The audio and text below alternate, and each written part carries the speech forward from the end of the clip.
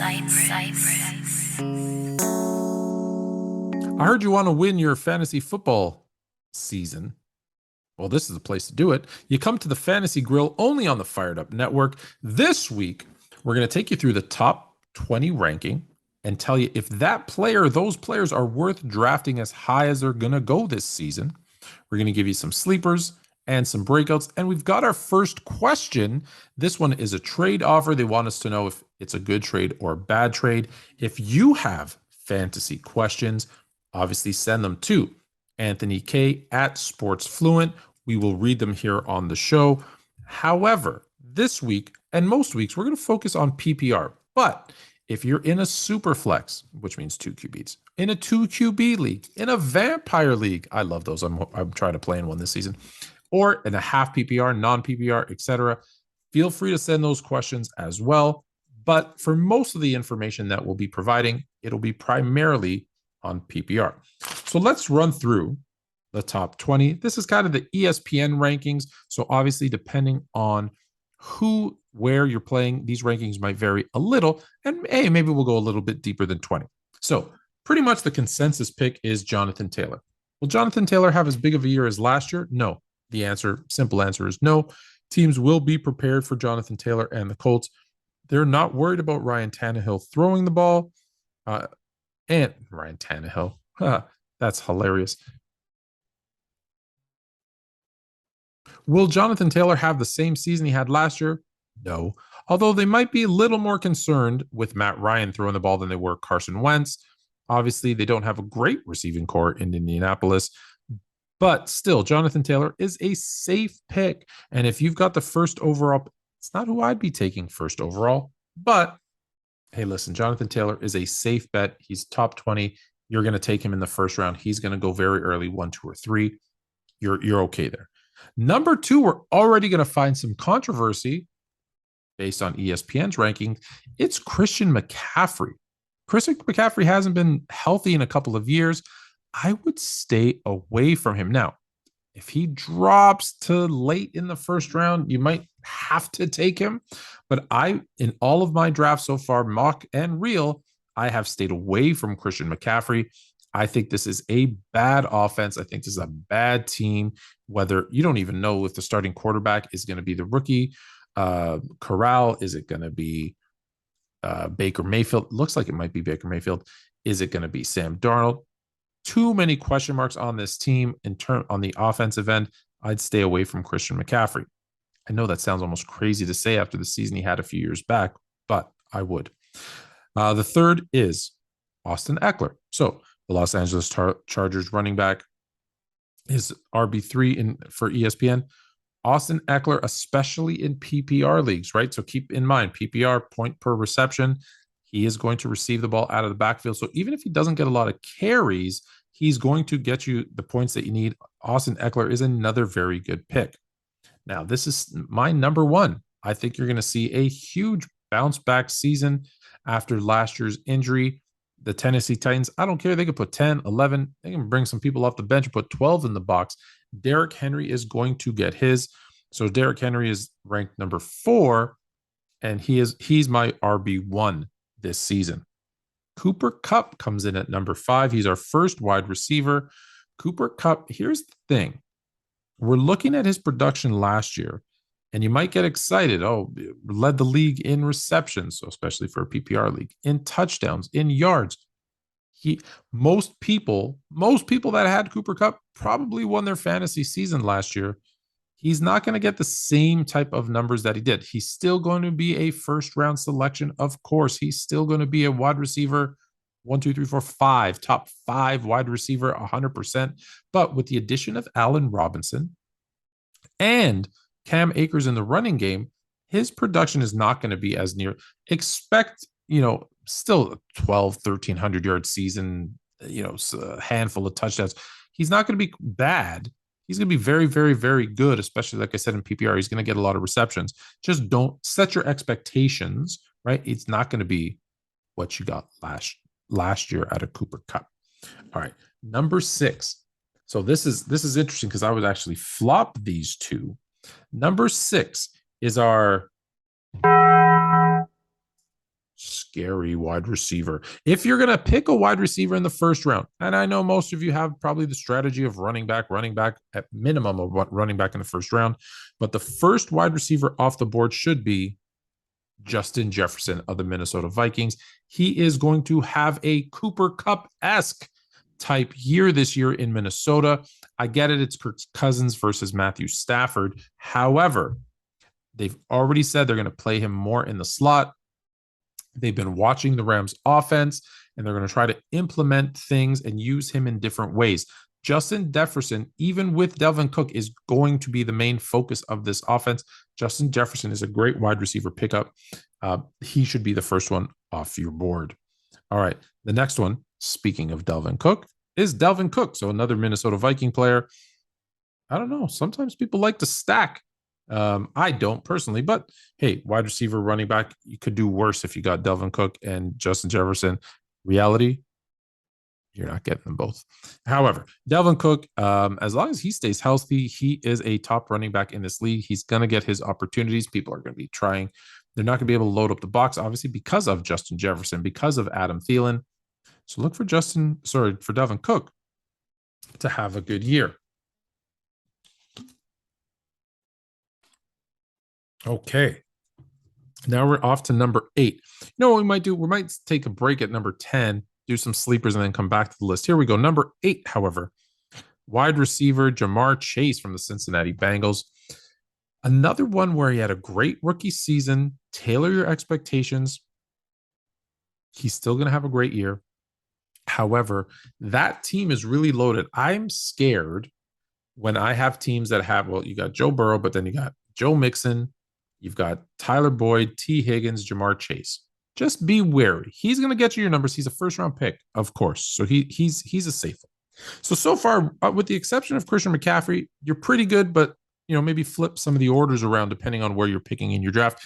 If you want to do a mock draft by sending your position, we can help with that too. All right. So number 8, Jamar Chase. Expect him to have a big season as well. Number 9. This is actually interesting because I would select him ahead of Christian McCaffrey. I'd put him. He's correctly placed behind the 3 that I said: Taylor, Eckler, and Henry. Oh, and Dalvin Cook. Actually, you know what? I'm bumping him ahead of Dalvin Cook. I would actually take Najee Harris of the Pittsburgh Steelers ahead of Dalvin Cook in fantasy. He's going to get more opportunities in that Pittsburgh offense. They don't really, depending on who their quarterback's probably going to be Mitch Trubisky. They're going to rely heavily on the run. Najee Harris, I think, is my running back 3 in fantasy this year. All right, number 10. I am staying away from number 10. I am not drafting him in any of my leagues, no matter where he falls. It's Leonard Fournette of the Tampa Bay Buccaneers. I am off the Leonard Fournette train. I'm staying away from Leonard Fournette. Let me know what you think. You can send it to anthonyk@sportsfluent.com if you disagree. However, what I'm seeing from this Tampa Bay offense, with any Tom Brady offense, it is pass heavy. Running backs are inconsistent at best.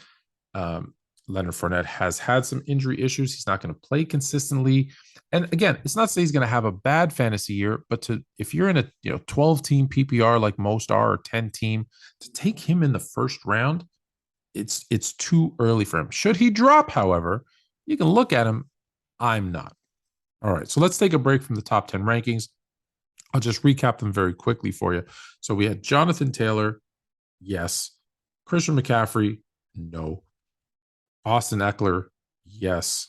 Derrick Henry, Cooper Kupp, Justin Jefferson, Dalvin Cook, Jamar Chase, Najee Harris, all yeses, but I'd actually bump up Najee Harris over Dalvin Cook.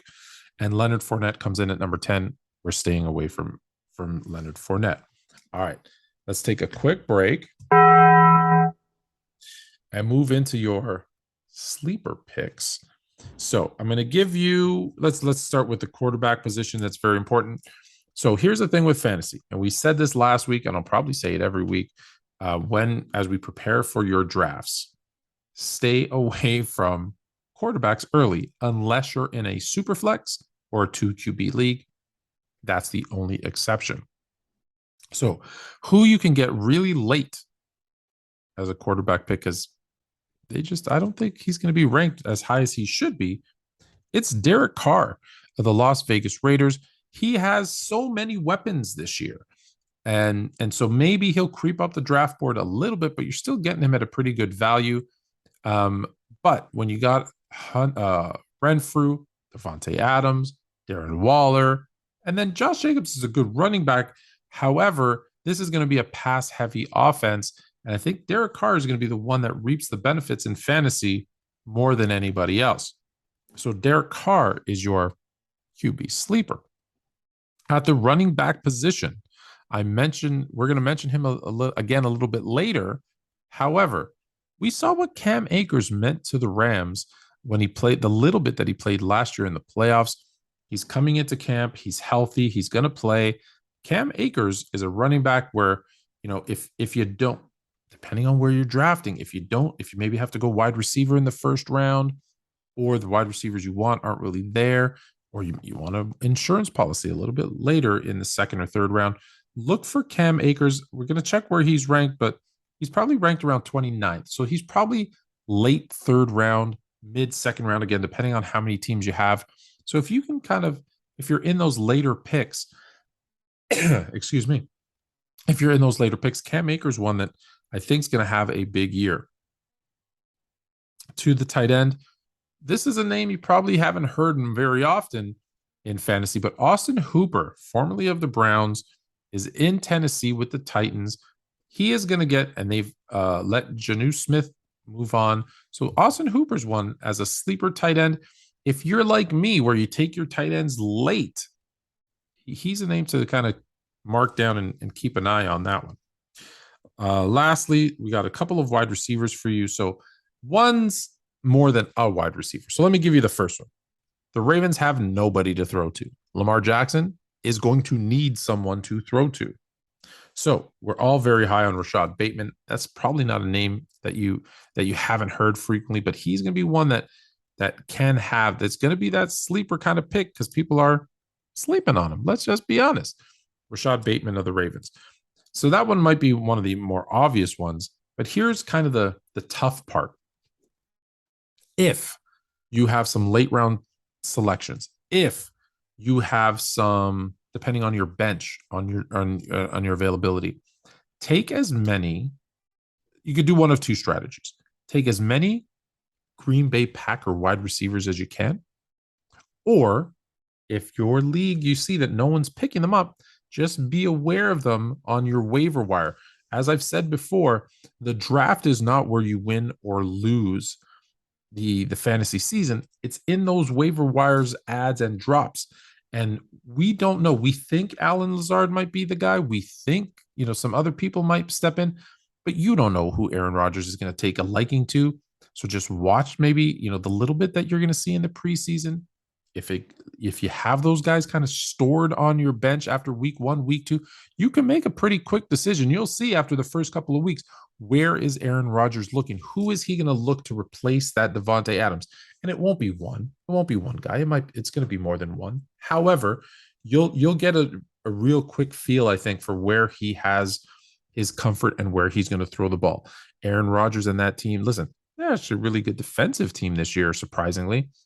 But they're going to have a good running game. But it's Aaron Rodgers. He's going to throw the ball. So if you can pick out who that wide receiver is, you're going to be ahead of the curve. And obviously, as we find out, we're going to let you know. And since you're watching Fantasy Grill, you're going to be the first to know.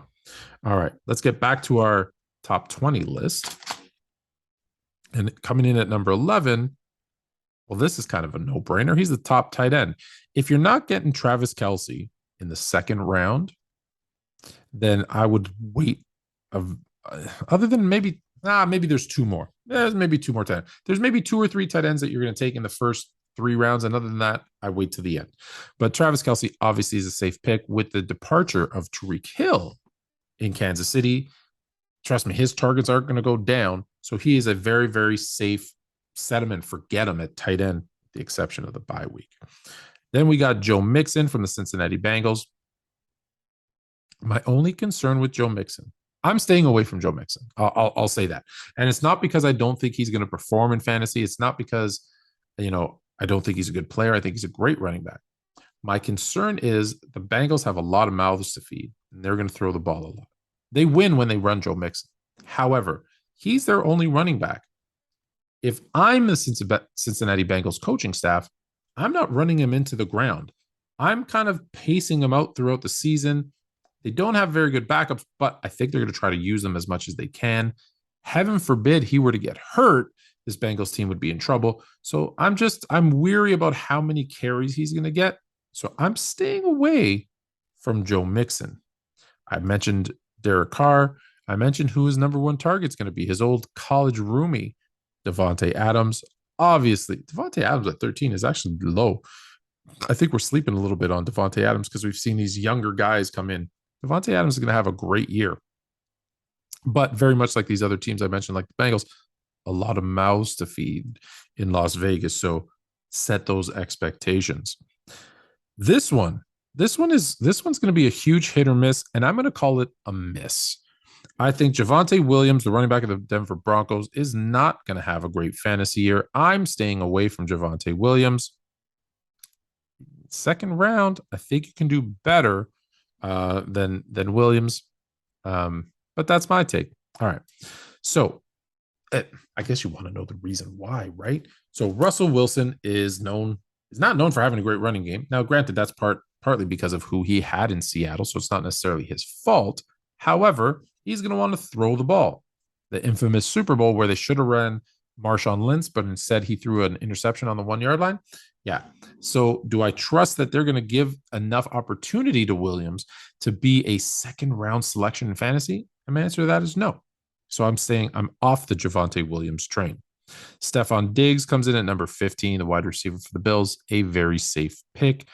However, again, depends on your strategy if you're going wide receiver in the second round.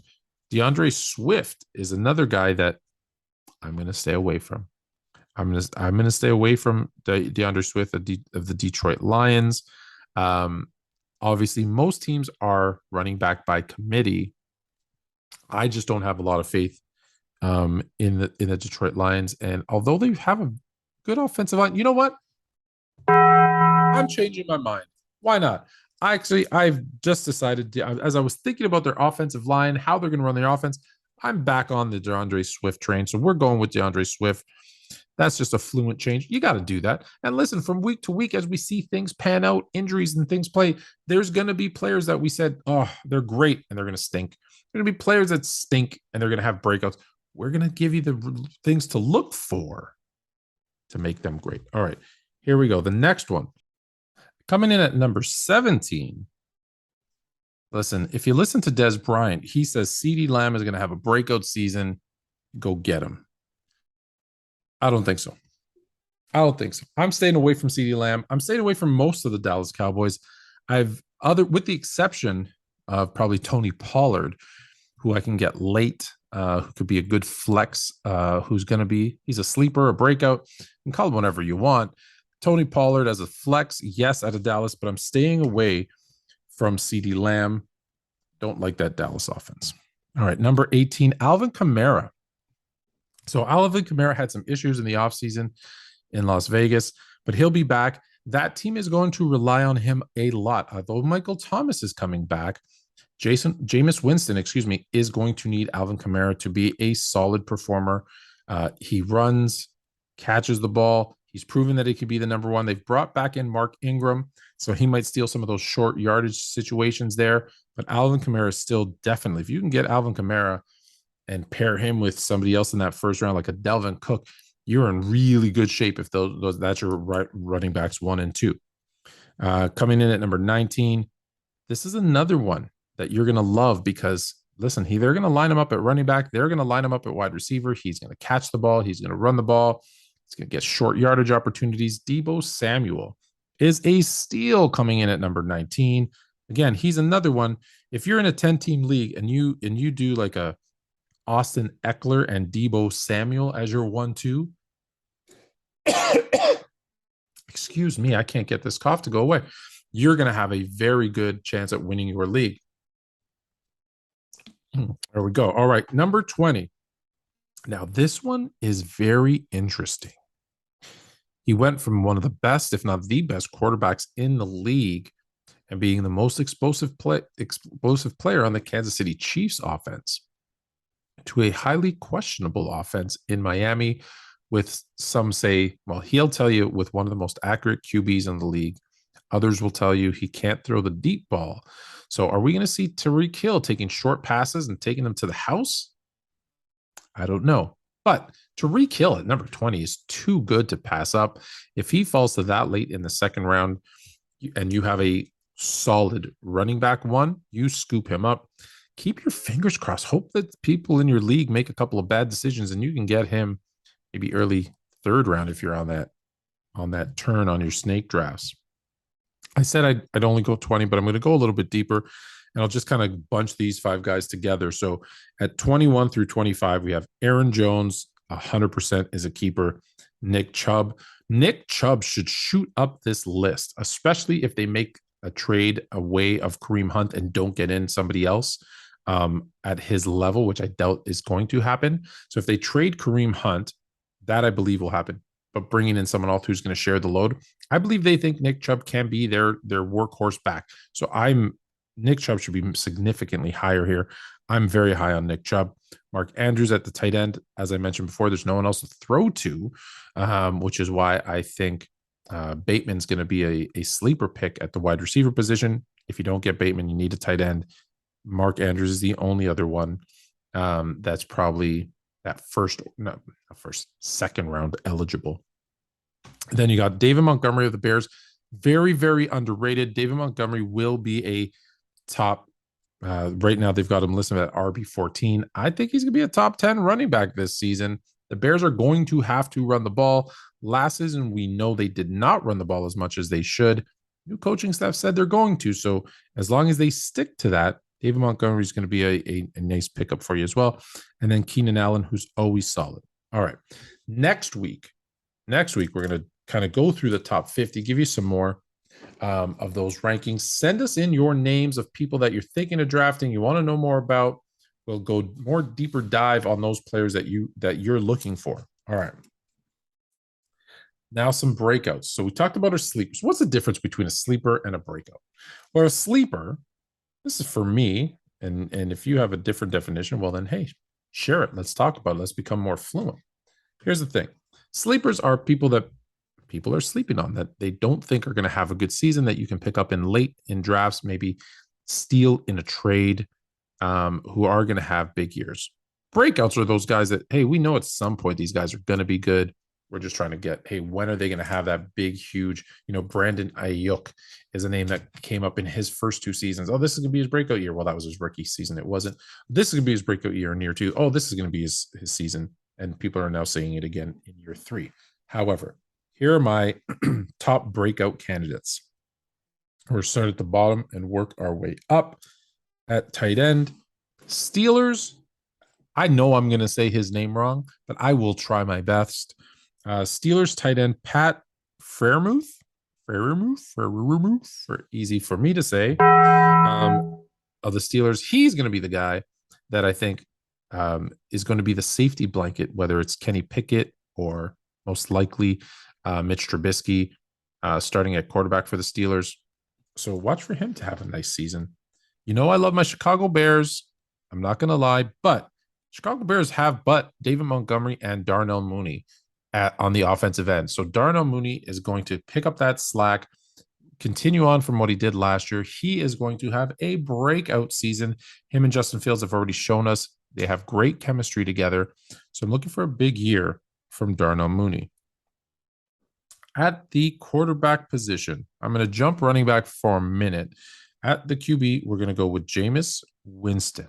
Yes, that Jameis Winston. Yes, I know he threw for 30 interceptions the last time we saw him in Tampa Bay, and had started out last year really well before an injury. Jameis Winston, people I think are forgetting that he didn't have his best wide receiver in Michael Thomas the time he played last year, and he was on pace to have a great fantasy year. It's another quarterback that you can steal later in the later rounds that's going to give you fantasy production. So we're going to look at Jameis Winston. From a running back perspective, who is going to have a breakout year? Well, I mentioned Cam Akers as a sleeper. Could he also be the breakout? No. I'm going to go with another name, and it's Josh Jacobs of the Raiders. I already mentioned Derek Carr and Devontae Adams, Hunter Renfrew, Darren Waller. And you're going to think, but there's so many mouths to feed. Well, if you don't get any of those guys, you can feel good that Josh Jacobs is, listen, they can't load the box to stop him. They're going to have a DB safety help for Devontae Adams. Someone, whether it be a linebacker or another DB, is going to have to be on Waller. Renfrew, obviously coming out of the other side on the slot. They're going to be pushed back, and there's going to be lots of opportunities for Josh Jacobs to get runs. Now, will he get as many touchdowns as you would like? Probably not. However, from a yards perspective and fantasy point perspective, look for Josh Jacobs to have a breakout. All right. So now we have one last order of business, and that is, hey, our first question that we got here on the Fantasy Grill. So let's get to it. So the question is, I have a trade offer. I give up Cooper Kupp. I receive Dalvin Cook and Alan Lazard. Wow. So 2-for-1 deals. I hate 2-for-1 deals, to be honest with you. However, if there's good value, you got to take a look at it. Cooper Kupp, most will say, well, that's a clear cut. Makes sense. Cooper Kupp, don't give up Cooper Kupp. Well, I already mentioned that offense is going to look different with Cam Akers now hopefully having a full season, Allen Robinson being there. There's not going to be the huge, listen, again, he's still going to have a great season. Is he going to have a significantly better season than Dalvin Cook from a fantasy perspective? My answer is no. Alan Lazard is scheduled to be the guy in Green Bay. So if I can get an RB1 and a wide receiver one for wide receiver one, yeah, I'm making that trade. I'm sending Cooper Kupp. You know, you always got to try to trade high and buy low. That is a good pickup for Cooper Kupp. I make that trade, and I'm very happy making it. All right, so that is it for the Fantasy Grill. I'm Anthony K. You can reach me at anthonyk@sportsfluent.com. All my socials, TikTok, Twitter, Instagram, are all sports_fluent. You can find Fantasy Grill every week here on the Fired Up Network. And until next week, now you're more fluent.